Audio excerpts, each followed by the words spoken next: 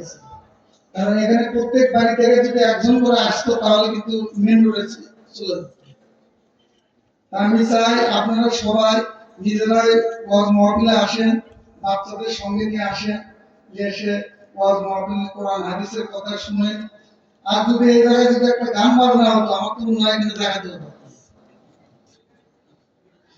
আমাদের যেভাবে ওয়াজ হচ্ছে ওইভাবে কিন্তু আমরা হৃদয় করছি না, কারণ নাকি ওয়াজ ঠিকই হচ্ছে, যারা দেখেন মেলায় লোক আছে, কবর দেওয়ার সময় লোক আছে। তাই চাই আমরা ওয়াজ মাহফিল করি, এখানে মসজিদের উন্নয়ন হবে, সবাই বসলে 10 জনের জায়গাতে 100 জন হলে উন্নয়নটা একটু বেশি হবে।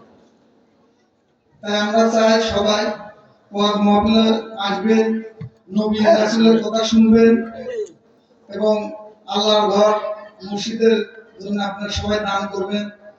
এই মসজিদটা কিন্তু অল্প সময়ের মধ্যে ভাইদের প্রচেষ্টায় তৈরি হয়েছে, কারণ অনেক মসজিদ দেখছি দীর্ঘদিন ধরে পুরো আছে, তাদের একতলায় হয় না, অলরেডি 2 তলা হয়ে। তা আপনারা সহযোগিতা করবেন এবং আমরাও করব, আমরা পাশে আসি থাকবো। এবং আপনারা জানেন আমরা বিরোধী দলের সময় এখানে ছিলাম, তারপরে কিন্তু উন্নয়ন আমরা কম করিনি, কারণ বিরোধী দলে থাকার পরেও এই 12 নম্বর ওয়ার্ডে জানেন আগে যে পরিষদ ছিল আমার ওয়ার্ডে উন্নয়ন হয়েছে মাত্র 45 লক্ষ টাকা আমি দেখছি। আর আমি আসার পরে 10 কোটি টাকা পার হয়ে গেছে, এখন উন্নয়ন কিন্তু আমরা চলতেছি। আজকে একটা 45 লাখ টাকা টেন্ডার করবো।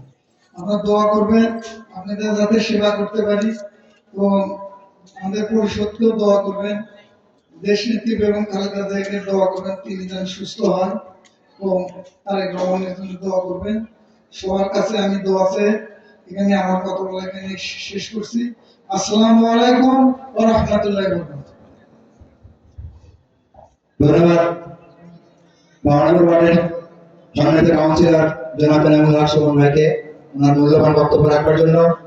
আমি এই পর্যায়ে বক্তব্য রাখবার জন্য অনুরোধ জানাচ্ছি আজকের এই তাফসীর কোরআন মাহফিলের প্রধান অতিথি বিশিষ্ট ব্যবসায়ী জনাব Mohammad Abdul Mannan, proprietor Mrs Sayem traders station road Bogura, Mrs Sayem travels and tours, জামেস জামেসাবা হাউজিং